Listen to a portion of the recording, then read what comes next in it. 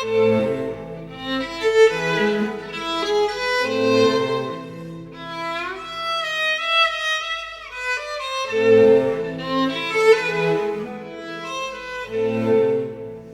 you're wondering why we look so illustrated, it's because we're experiencing the artistic side of Mercedes-Benz today. Or simply because we forgot to shoot this scene? Anyways, for the rest of the episode, we'll look a little bit more fleshed out. So keep watching. It makes you feel the music as opposed to just listening to it.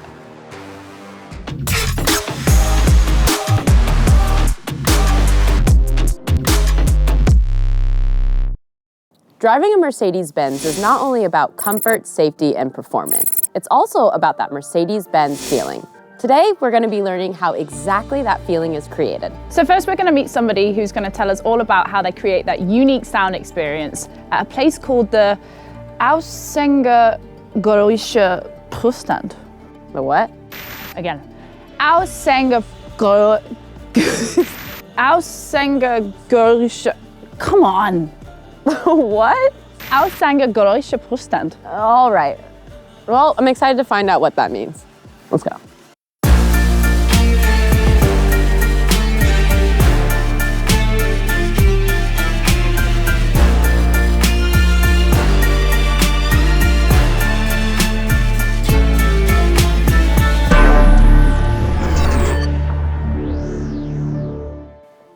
It's amazing. Hello. Oh, hi guys. Hello. Welcome to the Mercedes-Benz World of Sound. Nice Good to to have meet you you. here. Where are we? Actually, we in our echoic chambers. This is where we are able to measure the outside noise of the cars. So these are all microphones on the sides here. How many are there? It's around 30, so it's 15 on each side. So, and the room is very special because you can clap your hands. There's nothing. There's no echo. There's no echo. So we can really get the noises which are coming from the car and optimize them.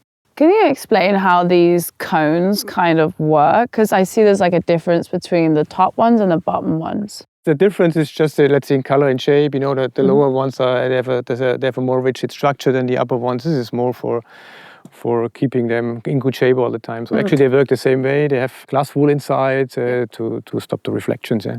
So you're collecting data about, say, road noise, tire noise, exhaust noise, any sort of sound that the car would emit whilst it was driving on the public road. Once it's quiet, then you can start to make a perfect sound in there. This is also the reason why Universal is taking our cars as a reference. So the music industry, while producing their songs, they take our cars as a reference. Once a song is done, they go into the car and check if the mixing and the finishing is perfect. Yeah. So it's using the car as a studio, basically. They use it as a reference studio, yes. That's so because cool. customers listen to music in the car, where you listen to music. Yeah? And even the artists, you know, the first thing artists are doing, they jump out into the car and listen to the music. Because this is the space where most people listen to music. Okay, let's talk about what separates this experience from a normal car sound system using these animations. So first, we have mono sound. But we don't see that anymore in modern cars. You only have one audio channel that's played in the same way through all the speakers. Then there's stereo, using two audio channels that creates a sense of direction.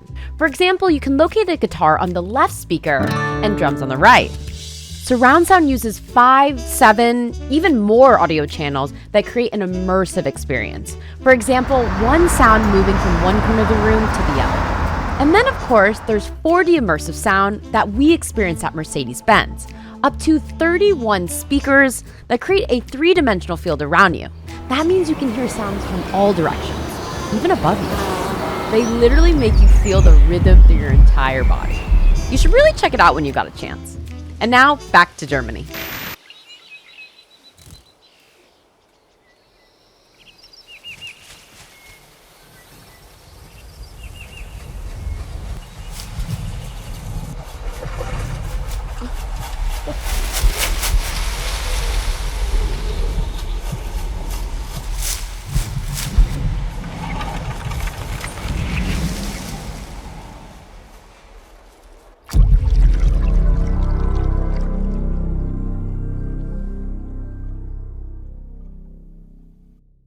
All right. That was amazing. I've never experienced anything like that, actually. I could hear noise coming from this general direction where I actually caught myself looking in that area, even though the screen was right here. That's actually amazing. Yeah, so we take the complete space, yeah. So you get the feeling of the even what you saw in the movie, which was a roomy situation and something was flying around. You could see the exact location where it's coming from. Yeah. That kind of soundscape is mental to have it in a car. Is now the sound past two-dimensional? Is it three-dimensional, four-dimensional? What dimension are we in here? Actually, here it's four-dimensional. Our S-Class flagship is equipped with our Burmester high-end sound system. This one consists of 39 speakers. 39 throughout the car? Where are they exactly? So actually it's 31 speakers. 31 speakers where the music is coming from, and then there's 8 speakers where also the exciters in the seats, which means we also stimulate the fourth sense. You also get a haptic feeling out of this one. I didn't tell you at the beginning, but the problem is now you little bit get addicted now. Yeah? So Yeah. Normally I tell people before, but I didn't want to. So now the problem you have now, you go out there and you always want to have the experience back. Sorry for that. Let's also go into music a little bit. Yeah. Shall we go to your favorite song? Yeah. Okay. I don't know if I have to hear it to think.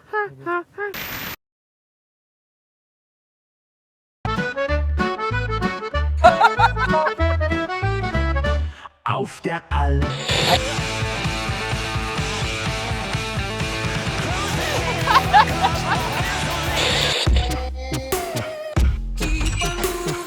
Standing up on this bar, got us feeling like stars. Ay, mía, atrévete, préndete a lo TNT. Cara diablo la bandida, pero ese culo me da fe. I feel like Kobe 24, you know I had to ice my wrist. I can optimize the sound now, especially for your seat. I want to be VIP.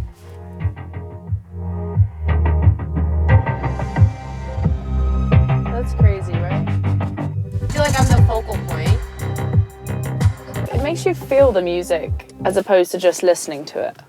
And that's the aim, yeah. So it's not just listening, it's let's say feel the music, experience the music in a special way, yeah. Because it almost sounded like in certain moments of that song, there were instruments coming from different directions. So for the artist, when they're creating it, are they actually developing their song and having the different instruments coming from different spaces? Sure, the artists especially also use these effects now, yeah. They just, okay, we have this more clarity, this is the one thing, but we can also produce our songs in a different way. So it's a complete new area where they can bring their, let's say, their arts into a new experience, yeah. That's why all the rappers have got Mercedes. Yeah. There you I have didn't it. make that connection. I did. So this is, let's say, cello for the deep sounds, you know. You can tell you like it more, or you don't have it so strong, yeah. Right. And the next time we go into the violins, into the higher frequencies. Is the cello representing bass? That's it. Yeah. Oh, okay. And now we're going to represent the higher frequencies. So it's a gamified version of the equalizer, yeah. But you can directly connect to the instruments and you get a better experience. Yeah. Got it. So if you say I probably like more the higher frequencies, then you can make this stronger. Yeah. And then we go next. We mix them. So we say which should be stronger. In combination, yeah. Right. It's between the relationship of the two. Let's go into the drums. I like how at the same time it's gamified, right? Because you're creating a song Directly here, right? Yeah. as you're going along. Okay, now we set the drums. And this He's is a drum guy. And this is the result now. You can also say I want to have it more brilliant, I want to have it more intensified. Then we can also play on the space. We can increase the space. Really?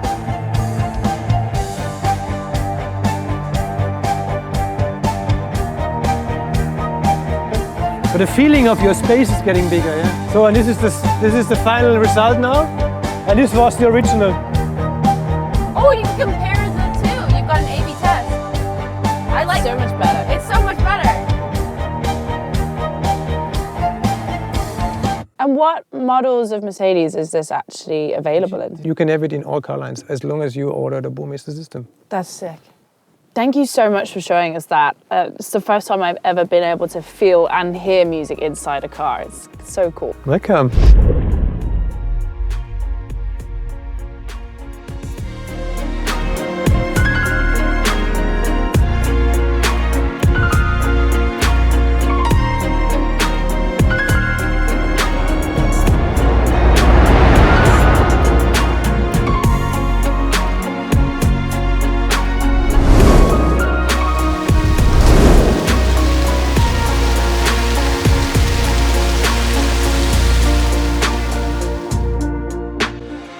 Wow, this is beautiful. So you are the scent designer for Mercedes-Benz. Tell us about it. Mercedes-Benz developed a scent device, a perfume device for the car in the glove box.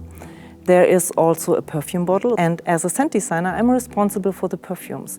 So what I'm doing is, when we are developing a new perfume for the car, then I invent a story about the brand, about the product, about the materials, and go to a perfumer, and he develops some. So we're not talking about the new car smell as such, it's another part of scent. So the smell of the car comes from the materials we use, and the perfume is a little extra which comes on top of it. It's important to understand how we scent the car. So because the nose is a little bit suspicious about all this stuff, at Mercedes we wanted to be very natural.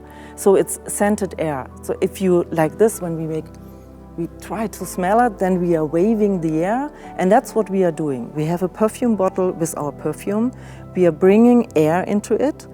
It's going over the perfume, just taking the gas molecules with it, and then we put it in the interior of the car. So it's really like scented air, very soft, very delicate, and then you can smell it. So does each model have its own particular scent, or is there like categories? We have 20 scents all in all, and some cars have a special scent. The customer always can choose. And we also have an empty bottle, because sometimes people, they love their perfume and then they can use them in the car. So are you saying that I could bring my own scent into my car? Yes, you can, because we understand how the nose is working. So when we smell something, the first thing what is happening is that we say, I know it or I don't know it. And the second thing is, I like it or I don't like it.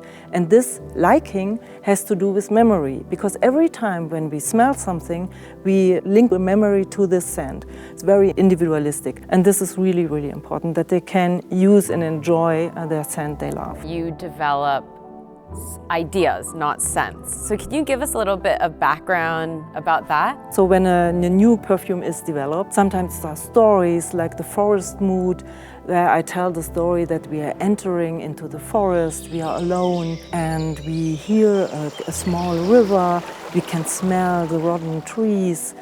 We are a little bit melancholic, but then we can see in the distance, and something like this story, and this goes to the perfumer. So are you saying that these are all stories here? Yes, the sense of smell is far away from language. I had the idea to work with digital artists, so all 20 perfumes and even the empty perfume bottle got a visualization. So what we did is we sent the perfume to the digital artists all around the world. They smelled and should connect to the memory what they see, and they come back with 21 absolute beautiful visualizations.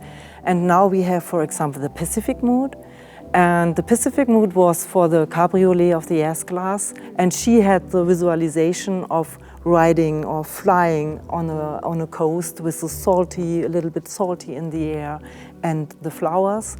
The next one is the bamboo mood for the new S-Class. This was Wiener, and she's really a force as an artist. She didn't know about the bamboo, but had in her head this firebird which was flying to the moon, and the bamboo forest on the side. And our last one, the peacock, is for the GLS Maybach. It's a wonderful car. It's a big car and very, very precious. And he developed the peacock. The perfume is about osmanthus and a greenness factor. Osmanthus is a flower, a very, very tiny flower in white. It's a Chinese tree. It's a very heavy scent for such a small flower. So that fits for me for this huge car. I think I can start to understand why you say you develop stories and not scents.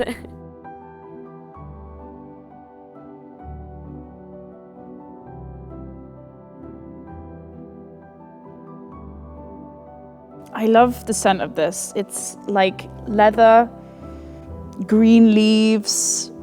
It's like white petals. Like there's a lot going on. Clean, maybe I would say it smells clean, it smells fresh. Can you give it a color?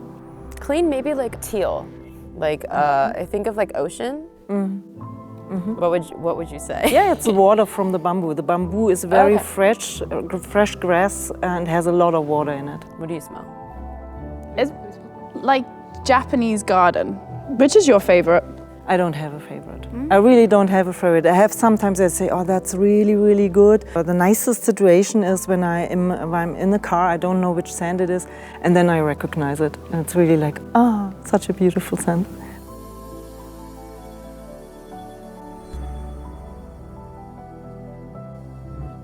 So this is it for today. We hope you enjoyed this glimpse behind the scenes of what makes a Mercedes-Benz so special. Make sure you check out our other episodes, and we'll see you soon.